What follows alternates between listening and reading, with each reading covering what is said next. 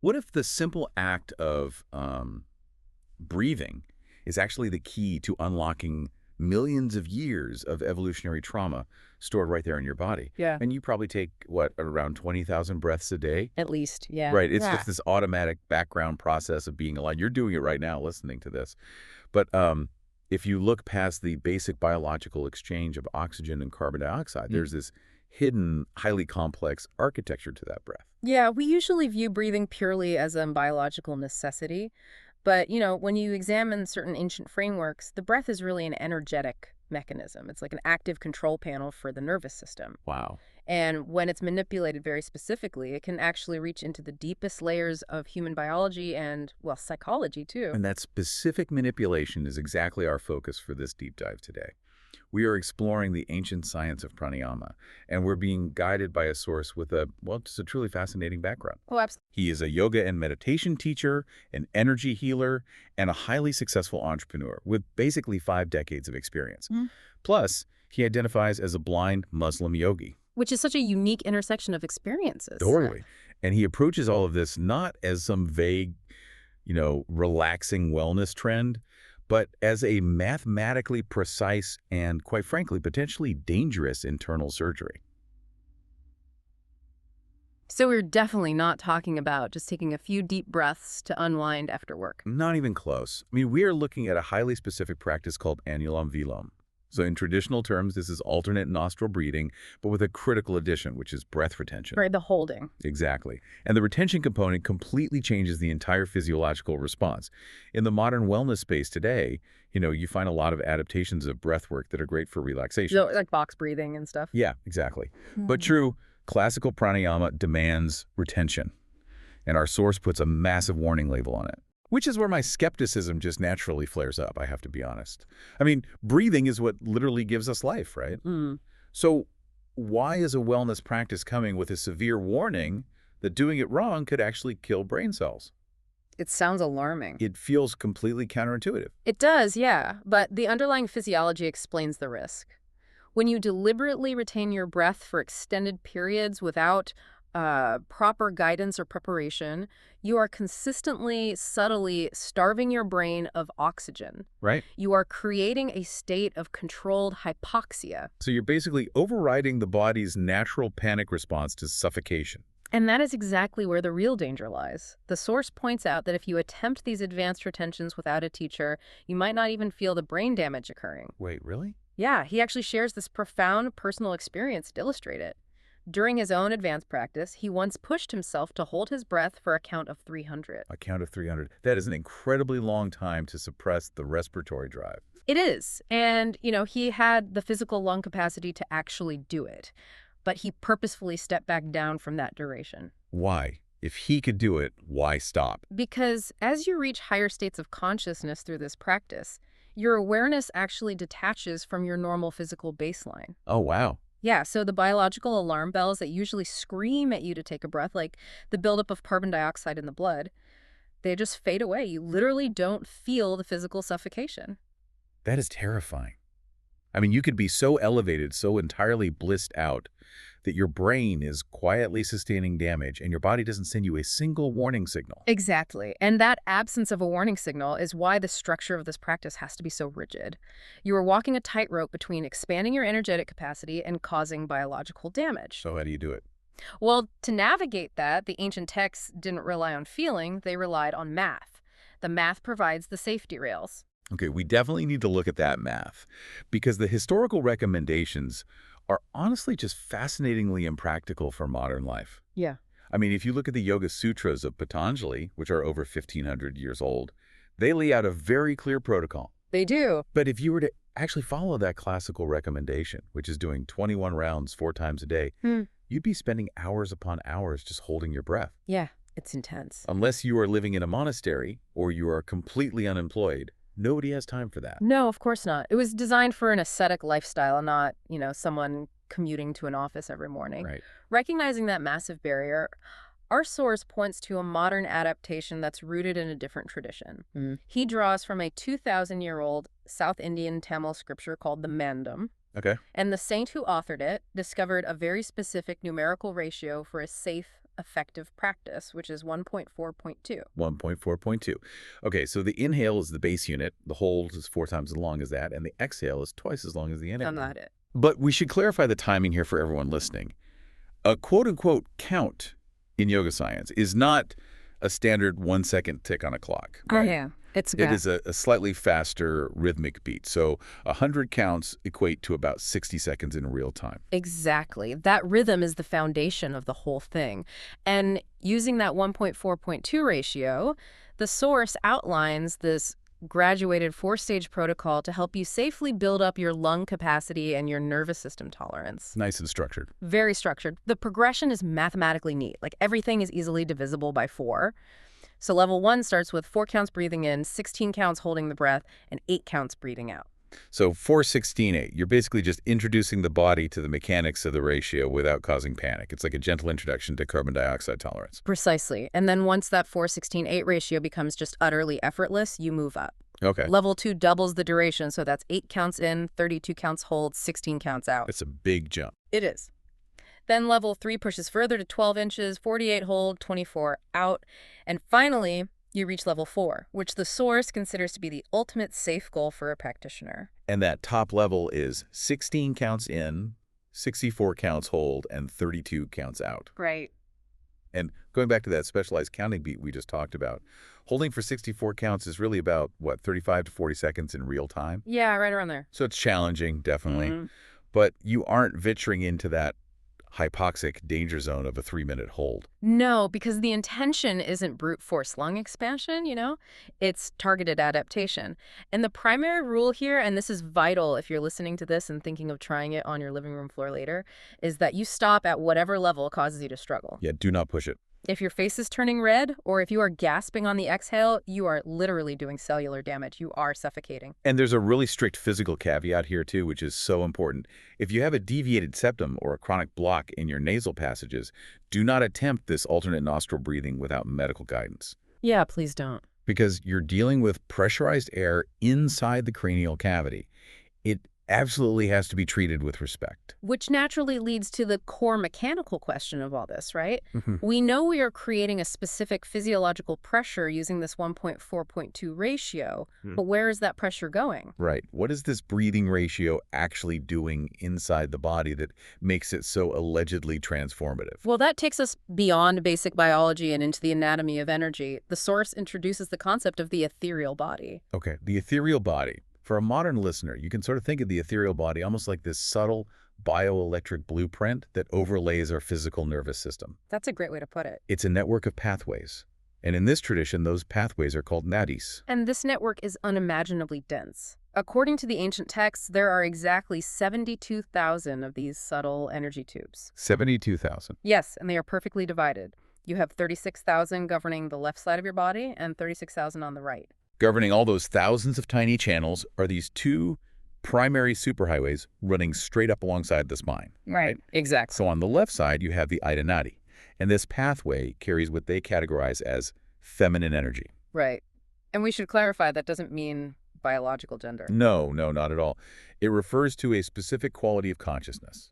So things like intuition, emotion, receptivity, and cooling energy. Right. Visually, the source describes the Ida as a bluish-gray color. And then on the opposite side, the right side, is the Pingala Nadi. This represents the masculine qualities, so, vibrancy, physical action, heat, and pure energetic force. Makes sense. Visually, it manifests as a pinkish red. And this is where the source's background becomes just incredibly relevant. I mentioned earlier that he is blind. Yeah. But through his decades of deep meditative practice, his quote-unquote third eye, like his subtle perception, is highly active. So he can literally perceive these energetic colors, the bluish gray and the pinkish red, constantly. It's just wild to think about. It's amazing. He uses that inner sight to actually see which of his nostrils or which energetic pathway is dominant at any given moment of the day. And the phenomenon of alternating nasal dominance is actually a recognized biological cycle in Western medicine, too. Oh, really? Yeah, we naturally shift our breathing dominance from one nostril to the other every few hours. Huh. I never noticed that. It's subtle, but it's happening. But the goal of the 1.4.2 alternate nostril breathing isn't just to sort of observe that shift. It is to force those two opposing energies, the Ida and the Pingala, into perfect simultaneous balance. Oh, okay. So you are intentionally equalizing the intuitive and the active, the cooling and the heating. Exactly. And when you achieve that perfect equilibrium, the energetic flow stops ping-ponging back and forth between the left and right sides. Instead, it centralizes. It goes to the middle. It shoots straight up, a third hidden column right in the center of the spine. That central column is the Sushumna Nadi, right? Yes. And the source sees this specific pathway as a blackish color. Right. And when energy successfully forces its way up the Sushumna, it triggers a profound neurological and spiritual event. It leads to a state of enlightenment known as samadhi. Samadhi. Yeah. And our source has actually hit this peak state 5 times over his life. Wow. 5 times. And interestingly, he notes that it isn't just a mental shift, There's a very tangible physical precursor to it. Like what? Right before it happens, there is a sudden, absolute clearing of the nasal passages, accompanied by a distinct flow of liquid. Really? Like a physical release? Yeah, it's as if the physical body is clearing the final physical barrier to allow for this massive energetic surge. Okay, I mean, unblocking 72,000 bioelectric channels to achieve a peak state of consciousness sounds incredible, but it immediately makes me wonder what the baseline is. Like, if we need to unblock them, what exactly is clogging these 72,000 tubes in the first place? Right, that's the big question. The yogic term for what blocks the nadis is samskaras. Samskar. Yeah, you can translate samskaras as deep impressions or subconscious emotional blockages or basically unintegrated trauma, and the source makes a pretty staggering claim here. Your energetic pathways are currently congested with 10 million years of this trauma. Okay, that is where I have to pause and just apply some serious logic for a second. Go for it. The average human lifespan is roughly 80 years, suggesting that a single person walking around today is carrying 10 million years of memories and psychological baggage. I mean, that sounds mathematically impossible. I know, it sounds ridiculous if you view yourself purely as an isolated individual who just began at birth. Then it makes no sense. But the source approaches this through the lens of evolutionary biology and genetics. Okay, I'm listening. Life on Earth has been evolving for roughly 3.5 billion years, right? And human evolutionary lines stretch back millions of years. You are not a blank slate. You are the apex of a continuous, unbroken biological chain. Ah, so we were talking about evolutionary memory. The deep-seated survival mechanisms, the primal fears of predators, the reactions to scarcity that kept our ancestors alive for thousands of years. Yeah. Those don't just disappear. They're essentially encoded in the nervous system. Yes. And furthermore, modern science actually provides a mechanism for this now. Epigenetics. Right. We now have empirical evidence showing that lived experiences, particularly extreme stress or trauma, leave actual chemical markers on our DNA that are then passed down. Wow. The source points to studies demonstrating that trauma can be transmitted genetically for at least 7 generations. They've even tracked this phenomenon in animal populations. Like, they've studied cows and shown behavioral responses to stressors that only their ancestors faced. That is wild. And when you factor in the sheer math of human reproduction, you start to realize how massive your genetic inheritance really is. Oh, it's exponential. Right, you have 2 parents, 4 grandparents, 16 great-grandparents. As you go back, the ancestral tree just explodes. Within just a few dozen generations, you carry the genetic imprint of millions of human lives. Yep. All their unresolved survival panic, their famines, their wars, those are your samskaras. They are physically wedged into your nervous system. Which means your day-to-day anxiety might not even belong to you. Oh, that's a heavy thought. Right, it might be an ancestral echo. And the source claims that successfully unblocking the nadis through pranayama clears out this entire evolutionary attic. Amazing. He states it can actually resolve up to 100% of psychological problems, assuming, of course, that those problems aren't caused by a physiological brain injury or a tumor. Right, right. And you know what I really appreciate here is that the source doesn't use this ancient mysticism to just attack modern science. No, not at all. Because so often in the wellness space, you find this complete rejection of Western medicine. But he offers a really pragmatic defense of the modern medical world. He looks back at the year 1900. Yeah, this is a great point. By modern wellness standards, people back then lived the ultimate organic lifestyle. They absolutely did. I mean, they ate 100% organic, non-GMO food. They breathed air that was completely free of industrial pollution. They drank unchlorinated, fresh water straight from the earth. Sounds like a wellness retreat. Right. Yet, despite that supposedly pure, ideal lifestyle, Over 50% of the population in 1900 died before reaching the age of 30. It was 50%. Yeah.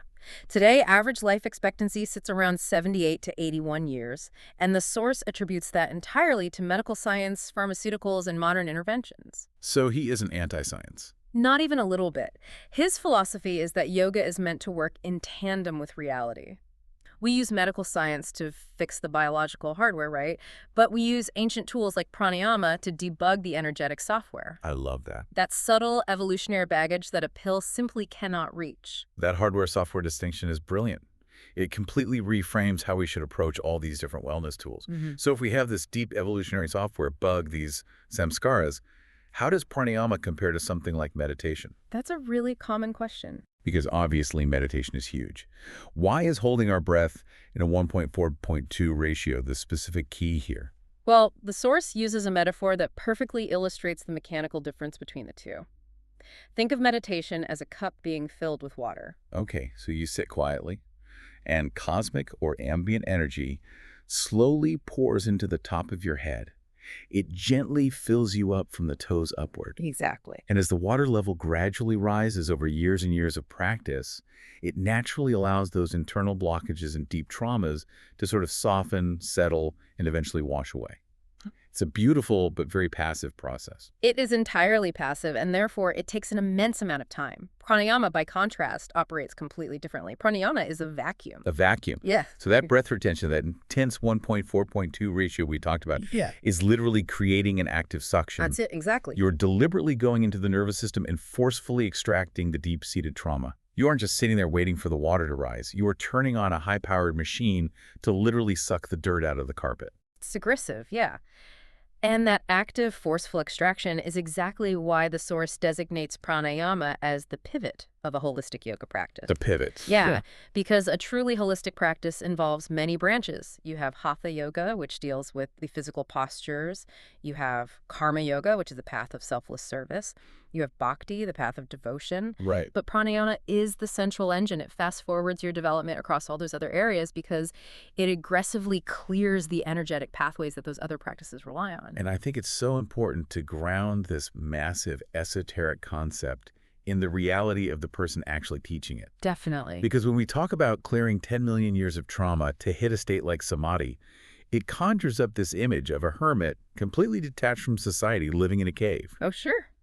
But our guide is aggressively engaged with the modern world. He didn't lock himself in a monastery. In his youth, he actually lived a pretty heavy party lifestyle. I mean, this is a guy who smoked cigarettes for 23 years. Which is crazy to think about given what he does now. But he managed to quit smoking 18 years ago, which actually underscores the resilience of the human body. Total. The fact that someone with a 23-year smoking history could rebuild their lung capacity and nervous system to handle a 64-count breath hold, I mean, it's just a testament to the neuroplasticity and physical adaptability that this practice really leverages. It's inspiring, honestly. And he also built businesses. He got married. He raised kids. He took this incredibly ancient technology and applied it to a highly normal, chaotic, modern life. Yeah, he walks the walk. And his approach to karma yoga, that selfless service aspect, shows what actually happens when you clear out those ancestral fears of scarcity. Like, he regularly gives away $25,000 Rolex and Omega watches to people simply because they admire them. Yeah, that blew my mind. He has also given away six-figure sums of money to individuals in need, explicitly without expecting or even asking to be paid back. Right. His logic is that if he was able to part with the money or the watch in the first place, he didn't truly need it. It's genuine non-attachment. Exactly. That isn't just charity. That is the physical manifestation of non-attachment. It proves that balancing your internal energy doesn't make you just some passive observer of life. Right, you don't just tune out. It allows you to engage with the world from a place of immense generosity and clarity because you're completely unburdened by the subconscious survival triggers that we inherited from our ancestors. It literally strips away the primal fear. It does. We've traced such a remarkable path today. I mean, we started with the mundane act of breathing and examined how a specific 1.4.2 mathematical ratio building safely from that 4-16-8 count can turn the breath into a literal biological tool. Yeah. We've seen how that targeted breath retention acts as a vacuum, safely unblocking 72,000 subtle energy channels without starving the brain of oxygen. And we've unpacked the profound reality that those channels are clogged with samskaras, carrying the epigenetic and evolutionary weight of 10 million years of human survival. And we found a philosophy that doesn't just reject modern medical science, but actually places this ancient energetic vacuum at the pivot point of a holistic, highly engaged life. It fundamentally changes how we view the most automatic function of our bodies. It really does. Which leaves us with a final thought to consider as you go about your day. If the simple mechanics of your breath serve as the physical bridge between your conscious mind and millions of years of evolutionary history, what hidden piece of the ancient past are you exhaling with your very next breath?